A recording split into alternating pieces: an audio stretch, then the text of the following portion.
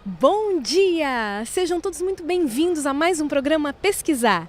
E no programa de hoje teremos no bloco Passeio por Lisboa, o Jardim Guerra Junqueira, ou Jardim da Estrela, a Basílica da Estrela e a entrevista com a nossa convidada Maria Odília Teixeira. Vem que tem!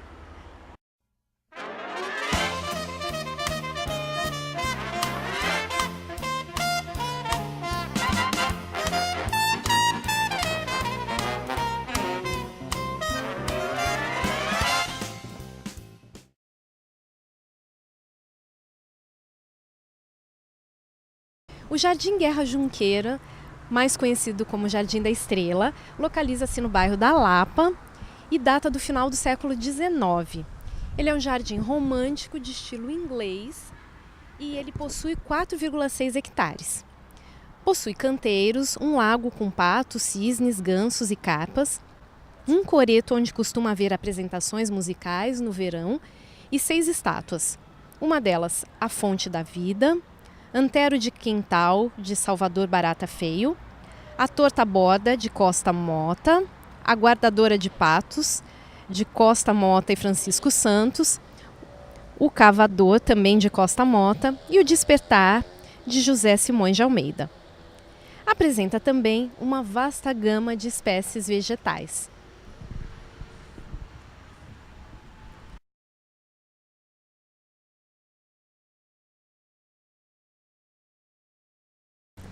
Bom, numa das entradas do jardim, temos o monumento a Pedro Álvares Cabral, inaugurado em 1941 com honras militares. O monumento é uma réplica do monumento existente no Rio de Janeiro, de autoria de Rodolfo Bernadelli, e foi oferecida pelo governo brasileiro ao governo português. Do outro lado da entrada do parque, nós temos a Basílica da Estrela, que se encontra aqui atrás de mim. A Basílica da Estrela foi construída no século XVIII, mais especificamente no final do século XVIII, e ela tem um outro nome, que é Real Basílica e Convento do Santíssimo Coração de Jesus, uma igreja católica e antigo convento de freiras carmelitas. Foi construída na segunda metade do século XVIII, como eu já falei, por Dom Pedro III e Dona Maria I como pagamento da promessa de terem um filho que infelizmente faleceu antes do término da construção. A nossa convidada de hoje, Maria Odília Teixeira, é uma portuguesa da Beira, é mestre e doutora em psicologia, é professora na Universidade de Lisboa e ela atua nas seguintes áreas de investigação: motivação, carreira e bem-estar e qualidade de vida, avaliação psicológica e intervenções na carreira, que são as 3 áreas de investigação que ela vai apresentar hoje aqui pra gente.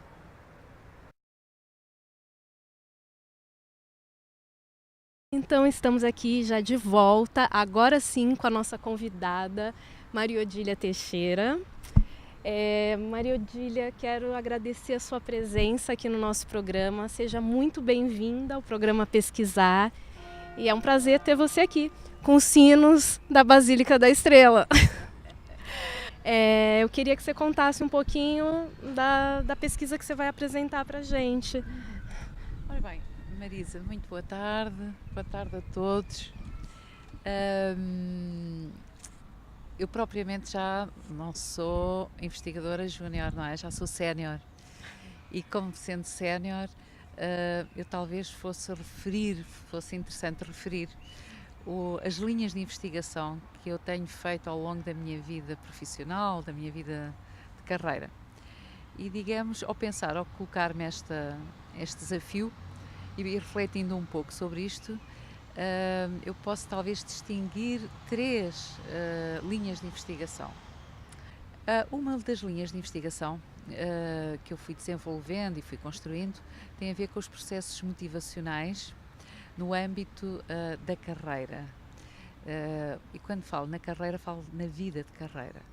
E, sobretudo, esta linha de investigação tem muito a ver com a ligação com os processos de aprendizagem e, por outro lado, com, agora mais, digamos, nestes tempos mais recentes, com o conceito de bem-estar e satisfação de vida. Portanto, esta é uma linha de investigação que eu fui desenvolvendo.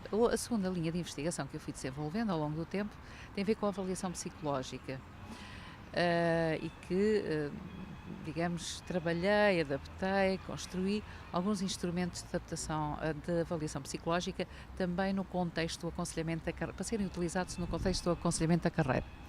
Uma terceira linha de investigação tem a ver com intervenções de carreira para diversos públicos e aqui, muito em particular, também tive sempre muita preocupação dentro dos vários públicos com alguma vulnerabilidade, como seja jovens em riscos de abandono escolar, jovens com insucesso escolar, jovens com situações, digamos, específicas, quer sociais, quer culturais,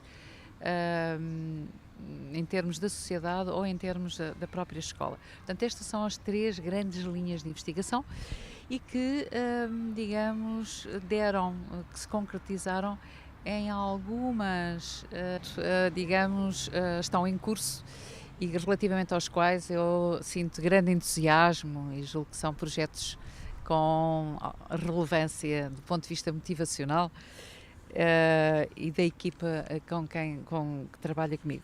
Um tem a ver com um projeto que neste momento se está a desenvolver e que tem a ver com a formação do autoconceito, digamos, o estudo da formação do autoconceito vocacional em crianças.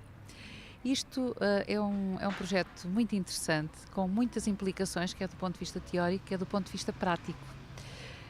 E especificamente, digamos, o estudo visa estudar a concepção que as crianças vão tendo de si próprias enquanto pessoas e aprendentes, em que um dos conceitos base tem a ver com as crenças de capacidade que elas têm relativamente a si próprias e relativamente às aprendizagens. E aqui, qual o papel, digamos, dos professores como fontes de autoeficácia e da família como fontes de autoeficácia? Ou seja, como é que os professores, digamos, como transmissores de conhecimento, como é que a maneira como eles lidam com as crianças, lhe dão o feedback relativamente às aprendizagens, tem ou não implicação com o conceito que elas vão construindo como aprendentes. E este conceito delas como aprendentes tem depois implicações relativamente aos seus projetos em termos de futuro. Os dados, digamos, que vão sendo desenvolvidos mostram que, de facto, quer os professores, quer os pais, mas muito em particularmente os professores, são fontes poderosas de crenças de capacidade que as crianças vão construindo e que vão tendo implicações relativamente aos aspectos motivacionais, como, por exemplo, as disciplinas que as crianças vão gostando. Elas vão gostando de matemática, e nós sabemos, por exemplo, a matemática é um filtro crítico que vai, por sua vez, desenvolvendo interesses no campo científico. Ou, pelo contrário, as crianças que vão tendo feedback positivo a português, é curioso que vão tendo interesses mais no campo artístico e vão tendo crenças para elas próprias. Bom, isto é toda uma dinâmica em termos de desenvolvimento pessoal, mas com muitas implicações relativamente às aprendizagens, aos aspectos educacionais. Portanto, é um projeto que nós neste momento estamos a desenvolver. O outro tem a ver com as crianças e com os adolescentes, as expectativas que os pais e que os próprios professores têm relativamente às crianças. Como é que elas, digamos, a expectativa que se vão formando relativamente à criança, o que ela é capaz de aprender, o nível de escolaridade a que ela é capaz de chegar, quais são as implicações que isto tem relativamente ao conceito da criança e do adolescente relativamente a si próprio. E é também um outro projeto que tem também muitas implicações, quer do ponto de vista teórico, quer em termos das intervenções com os professores e com os pais. E, de facto, todas estas investigações são muito equacionadas em termos sistémicos, ecológicos, visto o desenvolvimento da criança, do adolescente, no contexto onde ele é feito, que é na família e na escola. Digamos, como contextos privilegiados em termos de desenvolvimento e que também contextos em que nós podemos intervir, que é essa, digamos, a preocupação.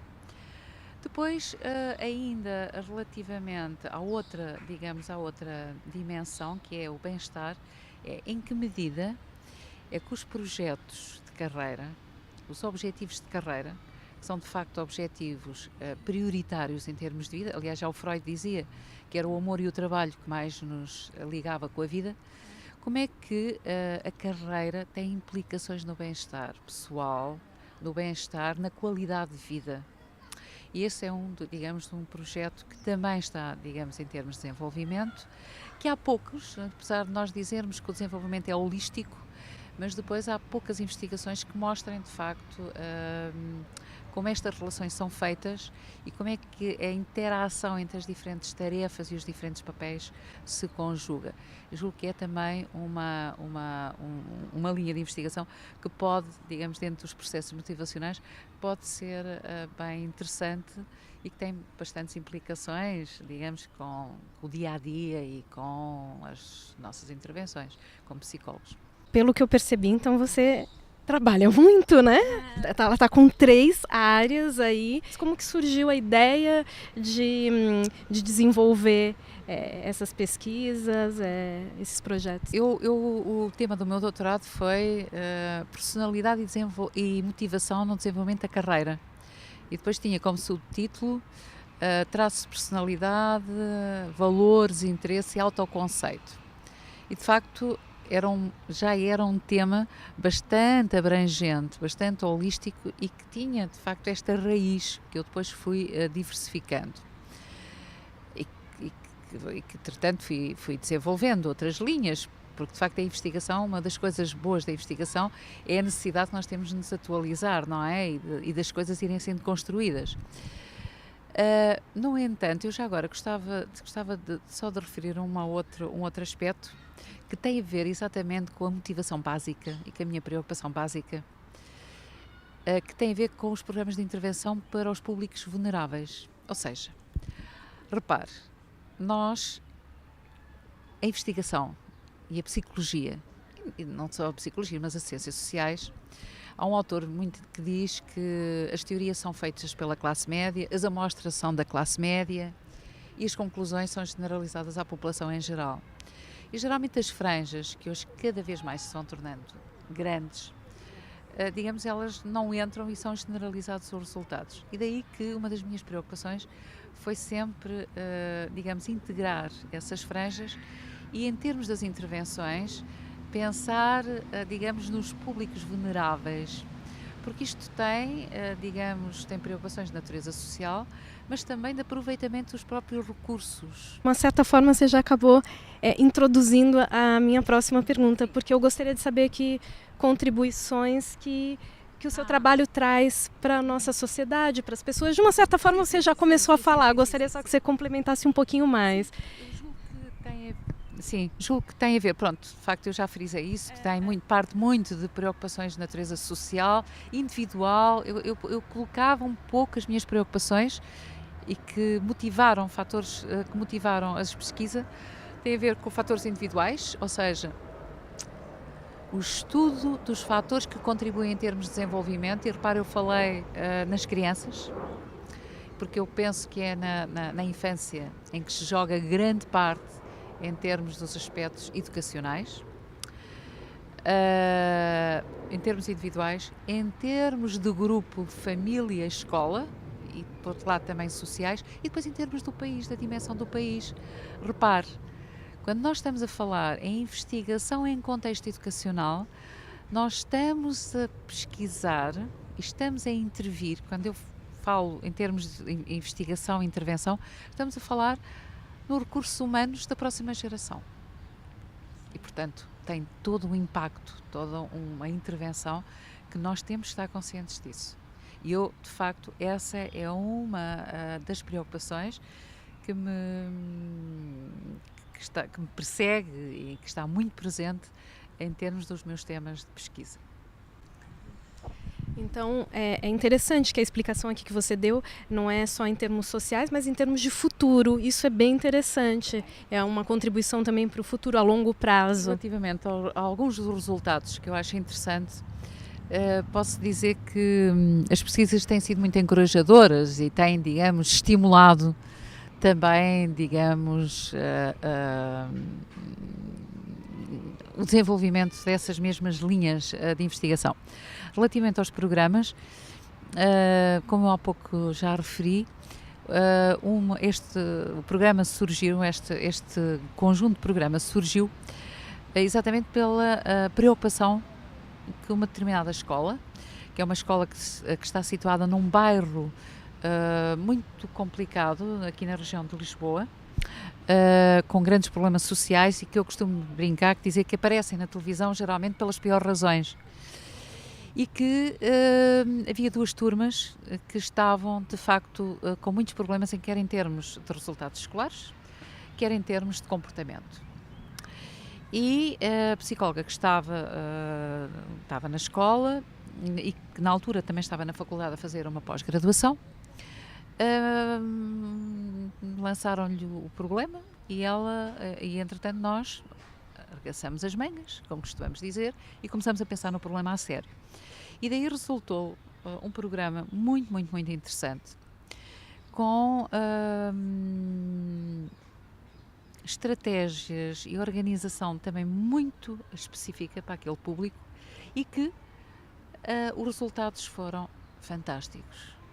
Porque daqueles meninos que de facto era o piorio em termos da escola, todos eles ficaram na escola até o final do ano, todos eles formularam um projeto em termos da sua vida escolar e profissional, e todos eles, digamos, deram testemunhos fantásticos relativamente ao que tinham aprendido. E havia um dos miúdos que dizia: aprendi que não importa de onde vimos, mas importa o que queremos. Ou aprendi que vale a pena apostar na escola. Portanto, testemunhos muito, muito interessantes. E mais, os resultados deles escolares, em média, foram superiores aos resultados das outras turmas que não tinham, digamos, aqueles problemas. Portanto, isto mostra quer a eficácia da intervenção, quer mostra a eficiência da intervenção. E, portanto, é uma das... Agora, este programa teve também características muito interessantes, que foi a comunidade escolar, a família e a comunidade social participaram no programa. E, portanto, foi muito interessante. E esta intervenção com os pais também foi muito interessante, porque aqueles pais que acreditavam que era pela escola que passava a solução para os filhos, mas tinham as mesmas ideias fantasistas que os próprios filhos tinham. E, portanto, foi muito interessante. O outro tipo de projetos que tem a ver com as crianças, com o autoconceito, a formação do autoconceito, os resultados mostram, de facto, o papel importantíssimo e determinante que o professor tem relativamente à formação do autoconceito, enquanto aprendentes e enquanto de representação, quer de futuro, quer representação social que as crianças vão formando. Uma outra linha semelhante a esta, outros estudos com este, que foi as expectativas que os pais têm e que os professores têm, e aqui já estamos a falar em adolescentes, que os resultados mostraram que são determinantes não só no nível de aspiração que os adolescentes vão tendo, mas relativamente à formulação dos próprios projetos, e que são determinantes, que é relativamente às crenças que os jovens têm relativamente a si próprios, que é a maneira como eles formulam os seus projetos de vida. Depois, em termos do bem-estar, é um projeto que também está neste momento a ser desenvolvido e que, de facto, os resultados mostram, muito interessante, é que, por exemplo, a satisfação que os estudantes do ensino superior vão tendo com os seus percursos de carreira são determinantes, mas têm um efeito poderoso relativamente ao bem-estar que eles sentem face à vida. Mas por outro lado, e esta é uma conclusão, um resultado mais específico no campo da carreira, é que a percepção que eles têm da adaptação e da correspondência relativamente às suas características pessoais no curso onde estão, o sentido da autodeterminação, digamos, é também muito significativo, quer para a satisfação, quer para o bem-estar. Sim, muito bem. Olha, fantástico. Projetos maravilhosos e assim de muita utilidade social.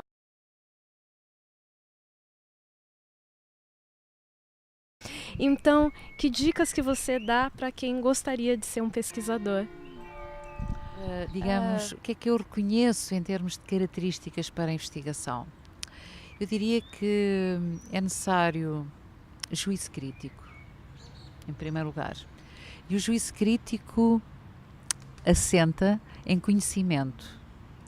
É necessário open mind. Eu acho que os investigadores têm que ter conhecimento, um conhecimento eclético, para poderem de facto ter um juízo crítico relativamente à pesquisa, e relativamente aos objetivos, e relativamente à organização da sua própria pesquisa. Julgo que às vezes é necessário a maturidade também e conhecimento. Eu julgo que a pesquisa tem que se realizar na base, digamos, de muito conhecimento e do tal juízo crítico que eu falava, mas também na criatividade, mas também em alguma aventura. Eu acho que não haverá investigadores sem um certo risco, porque muitas vezes é altamente desanimador quando nós temos objetivos, premissas e que depois não encontramos o que queremos, não é? Às vezes e às vezes ficamos muito desanimados. Portanto, é necessário alguma resistência e algum sentido de risco também para a carreira de investigação. A criatividade, como eu dizia, e digamos e depois eu diria também alguma generosidade. Eu acho que não há investigação sem haver alguma generosidade relativamente digamos, à utilidade e à pertinência dessa investigação para a qualidade de vida das pessoas, muito em particular, digamos, nas áreas em que nós estamos, que é as áreas das ciências sociais e da psicologia, como sendo, digamos, a matriarca das ciências sociais. Julgo que tudo isto tem muito a ver, e quando eu falo de generosidade, falo em preocupações sociais, não é? Bom, Odília, olha, eu quero agradecer a sua presença e assim, se o nosso público que for assistir, é claro que você deu assim em linhas gerais as suas pesquisas, os seus projetos. Se alguém tiver interesse em saber mais, você poderia dar o seu contato, um e-mail, alguma coisa para quem tiver interesse? Eu posso só dizê-lo, é moteixeira@psicologia.ulisboa.pt, mas se faz favor depois pode colocar porque é mais fácil. Portanto, quem quiser pode entrar em contato. Depois aqui embaixo. Exatamente. E tudo. Foi um prazer poder partilhar algumas destas ideias consigo e através de você com alguns, com certeza, jovens investigadores